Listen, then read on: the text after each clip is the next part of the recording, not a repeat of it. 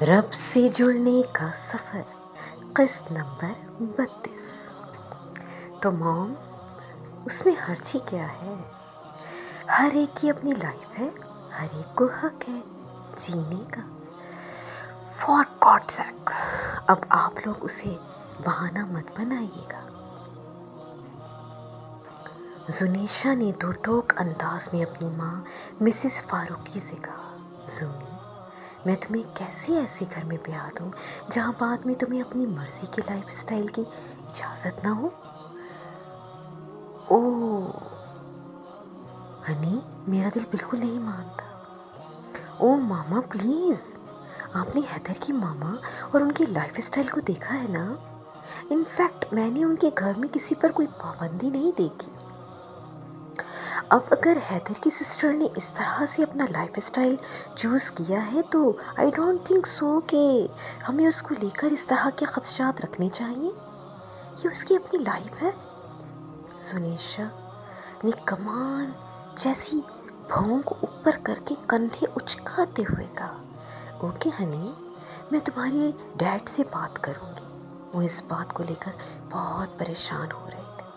اگر تمہیں کوئی اعتراض نہیں تو ہم بھی اپنی بیٹی کی خوشی میں خوش ہیں۔ مسز فاروقی نے پیار سے زنیشا کے گال کو تھپک کر اسے ڈائی شدہ بال سہلاتے ہوئے کہا، حیدر کے سسرال فاروقی صاحب کی فیملی کو فاطمہ کے پردے کا پتہ چل چکا تھا۔ مسلسل 2 تقریبات پر ریان صاحب کی اکلوتی بیٹی کی غیر موجودگی ان کے لیے تشویشناک تھی۔ اس لیے حیدر کی رسم کے بعد مسز ریان نے خود انہیں سارا معاملہ بتا کر ان سے معذرت کی تھی کہ وہ اپنی اکلوتی بیٹی کے اس جنونی رویے کے لیے شرمندہ ہیں۔ مسز فاروقی تب تو کچھ نہ کہہ پائی تھی، مگر گھر آ کر کئی دن تک ان کی اپنی فیملی میں اس معاملے کو لے کر بہت خدشات پیدا ہوتے رہے تھے۔ زنیشا ہمیشہ سے آزاد خیال لڑکی تھی، اس پر کسی بھی قسم کی روک ٹوک نہ تھی۔ ان کی فیملی ریان صاحب کی فیملی سے زیادہ ایلٹ تھی۔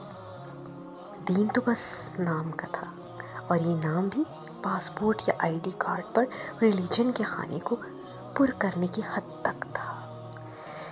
اسی آزاد خیالی کا نتیجہ تھا کہ میڈیکل کالج میں ہی زنیشا اپنی فیلو حیدر کی محبت میں مبتلا ہو چکی تھی۔ زنیشا کی خوشی کی خاطر اس کے پیرنٹس نے ہمیشہ اس کی ہر جائز ناجائز خواہش پوری کی تھی، مگر یہاں آ کر رشتے کا معاملہ، اور وہ بھی اس طرح کی فیملی میں، انہیں سوچنے پر مجبور کر رہا تھا۔ ہمیں کوئی اعتراض نہیں ہے مسز ریان، ہر ایک کی اپنی زندگی ہے، اور ویسے بھی فاطمہ نے بھی اپنے گھر کی ہو ہی جانا ہے۔ آپ شادی کی تیاریاں کریں، ہاں مگر بس شادی والے دن ذرا خیال رکھیے گا۔ دراصل ہماری فیملی ان باتوں کو دقیانوسیت سمجھتی ہے، سو یقین آپ سمجھ رہی ہوں گی نا؟ مسز فاروقی نے بڑی ہوشیاری سے مسز ریان کے سامنے فون پر ڈھکے چھپے الفاظ میں اپنا مطالبہ رکھتے ہوئے کہا تھا۔ 1 مہینے بعد شادی طے ہو چکی تھی۔ مسز فاروقی نے سارے خاندان کے لوگوں کو یہی بتا رکھا تھا کہ حیدر کی بہن اپنے بابا کے ساتھ کینیڈا میں رہ کر پڑھائی کر رہی ہے، اس لیے وہ رسم پر نہیں آ سکے گی۔ مگر انہیں کیا معلوم تھا کہ آنے والے دنوں میں شادی کا دن ان کے لیے سخت امتحان بننے والا تھا۔ اب مجھے سمجھ نہیں آتی اس لڑکی کی کیا کہوں۔ مسز ریان نے اپنے ہاتھوں پر لوشن لگاتے ہوئے بیزاری سے کہا، کیا کرنا ہے، اور اس کی حالت دیکھو، اتنی کمزور ہوتی جا رہی ہے دن بدن، چہرہ اتر گیا ہے، کھانا پینا کم ہو گیا ہے، اور تم کیا کرو گی اس کے ساتھ؟ ریان صاحب نے کتاب سے نظریں ہٹا کر اپنی بیگم کو دیکھتے ہوئے کہا، پریشانی کے آثار ان کے چہرے پر واضح تھے۔ کیا مطلب ہے آپ کا؟ یہ حال میں نے کیا ہے اس کا؟ بس کر دیں ریان صاحب، بس۔ انسان نے جب اپنی الگ ہی دنیا بنائی ہوئی ہو تو وہ خوش رہ کیسے سکتا ہے؟ انہوں نے حیرت سے تکتے ہوئے ترکی پترکی جواب دیا، पता नहीं, उसके खुश होने का तो मैं नहीं कह सकता, मगर उसकी आंखों में एक अजीब चमक देखी है आज मैंने। उसके लहजे में मिठास है जो पहले नहीं थी। उसकी बातें मेरे दिल पर बहुत असर करती हैं। बस करें रेहान साहब, साहबजादी आजकल आपकी खिदमतें करने लग गई हैं, तो आपको मैं कसूरवार नजर आने लगी हूँ? उन्होंने मसनूई नाराजगी वाले लहजे में कहा। नहीं, ऐसी बात नहीं है, ये हकीकत है कि उसकी ये तब्दीली बहुत शानदार है। देखो, हमारे बेटों ने कभी हमसे आकर पूछा है कि आपको कोई तकलीफ तो नहीं? मैं जब से इधर आया हूँ हर रोज़ मुझे मेडिसिन खुद देती है, दबा कर जाती है। वैसे गौर तो तुमने भी किया होगा कि तुम्हारा भी बहुत ख्याल रखती है। रेहान साहब ने अपनी मुस्कुराहट दबाते हुए कहा। अब आप कहना क्या चाह रहे हैं? मिसेस रेहान ने भवें सुकेड़ते हुए कहा। देखो, अगर उसने पर्दा कर भी लिया है तो उसमें कोई बुराई तो नहीं है, बल्कि वो बुराइयों से बचना चाह रही है, तो हमें उसका साथ। बस करें रेहान साहब, मैं उस टॉपिक पर मज़ीद बात नहीं करना चाहती। पहले उसने मुझे सोसाइटी में कहीं मुंह दिखाने का नहीं छोड़ा। उस दिन मिसेस फारूकी ने भी ढके छुपे अल्फाज में कह दिया कि शादी के दिन ध्यान रखिएगा। मुझे तो यही फिक्र खाई जा रही है कि करूं तो क्या करूं। एक तरफ बेटा है और उसकी खुशियाँ, और दूसरी तरफ ये साहबजादी हैं और उनकी ज़िदें। उन्होंने रेहान साहब को झिड़कते हुए उनकी बात काट दी। रेहान साहब खामोश होकर रह गए और दोबारा किताब उठा ली। शादी की तैयारियां उरूज पर थी।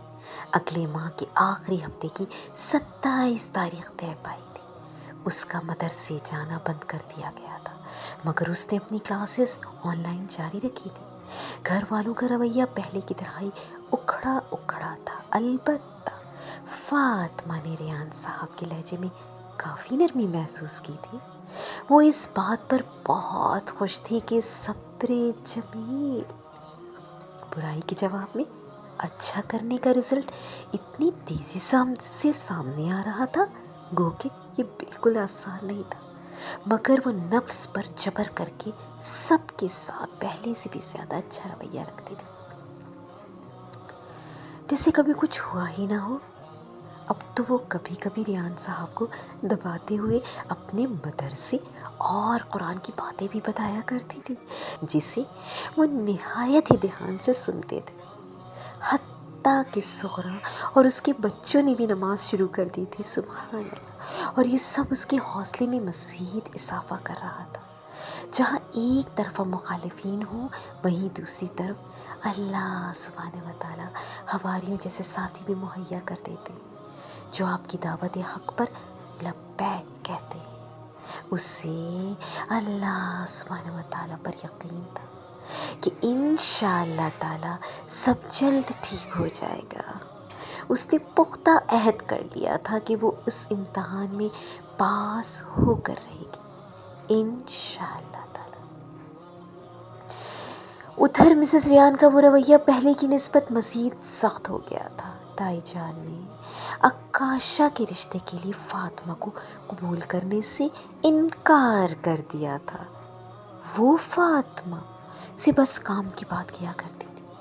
एक तो आजकल हर वक्त शादी की तैयारी में मसरूफ़ रहती, कभी उधर शॉपिंग के लिए जा रही होती तो कभी दूसरे शहर। बहुत कम टाइम मिलता था दोनों एक दूसरे का सामना करने के लिए, मगर फातिमा तक मिसेस फारूकी की बातें पहुंच चुकी थी। उसने अपने आप को ज़हनी तौर पर तैयार कर लिया था कि जन्नत की तरफ कदम बढ़ाने में एक और सीढ़ी इम्तिहान की शक्ल में उसकी मुंतज़िर है। अब उसके लिए उसे रूहानी तैयारी करना थी। वो एक वीराना था जहाँ हर तरफ सन्नाटा छा रहा था, मगर खामोशी का पर्दा चीरती टहनियों के आग में जलने की कड़कड़ाती आवाज़ें माहौल की वहशत में मज़ीद इजाफा कर रही थी। उन्हें कुछ समझ नहीं आ रहा था कि वो कहाँ मौजूद है। वो बस घबराते हुए तेज़ी से कदम बढ़ाकर उस जगह से निकल जाना चाहते थे। ابھی وہ چلتے چلتے وحشت بھرے ماحول کا جائزہ لے رہی تھی کہ انہیں اپنے پیچھے سرسراہٹ محسوس ہوئی. ان کی دھڑکن تیز ہو گئی, رونگٹے کھڑے ہو گئے. انہوں نے پیچھے مڑ کر دیکھے بغیر تیزی سے آگے کی طرف بھاگنا شروع کر دیا. وہ اندھیرے میں بہت تیز بھاگ رہی تھی, کانٹے دار ٹہنیوں پر بہت تیز کہ یکا یک ان کا پاؤں پھسلا. ان کے منہ سے ایک تیز چیخ نکلی اور ساتھ ہی وہ دھڑام سے نیچے کھائی میں گرتے گرتے بچ گئی. گرتے ہی ان کے ہاتھ میں ایک کمزور ٹہنی آ گئی تھی جو اس کھائی کے دہانے زمین پر گڑی ہوئی تھی. انہوں نے ڈرتے دل وحشت بھری پھٹی آنکھوں سے پیچھے مڑ کر نیچے دیکھا تو اوزان خطا ہو گئے. کھائی بہت گہری تھی اور بھڑکتی آگ سے بھری جا رہی تھی. انہیں اپنے پاؤں پر شدید تپش محسوس ہوئی. انہوں نے فوراً چیخنا شروع کر دیا, پلیز کوئی بچاؤ, کوئی ہے جو مجھے یہاں سے نکالے.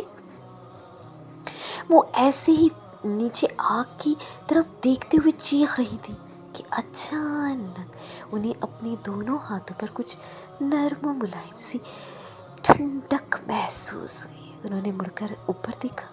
وہ ٹہنی جس کے سہارے وہ لٹک رہی تھی اب قریب تھا کہ ٹوٹ جائے, مگر ان نرم ملائم روشن ہاتھوں نے بہت آرام سے ان کے دونوں ہاتھوں کو تھام کر باہر کی طرف کھینچ کر نکال لیا. وہ حیرت اور بے یقینی سے کبھی اسے دیکھتی تو کبھی پیچھے مڑ کر آگ بھری کھائی کی طرف. انہیں سمجھ نہیں آ رہا تھا وہ کیسے اس محسن کا شکریہ ادا کریں. فاطمہ میری بیٹی, وہ یہ کہتے ہوئے آگے بڑھی اور بڑھ کر اس کے روشن ہاتھوں کو چوم لیا اور ساتھ ہی مسز ریان کی آنکھ کھل گئی. ان کا سانس بہت تیز ہو چکا تھا, دماغ معاف تھا. اس خوف کا ہر منظر اپنی پوری جذباتیت کے ساتھ انہیں یاد تھا. وہ ابھی بھی اپنے پاؤں پر آگ کی تپش محسوس کر رہی تھی. وہ فوراً سے اٹھ کر واش روم گئی اور منہ پر چھینٹے مارنے کے بعد ٹھنڈا پانی دونوں پاؤں پر بہانے لگی. کچھ سکون محسوس ہوا تو باہر روم میں واپس آ کر وہ بیڈ پر دوبارہ سے لیٹ گئی.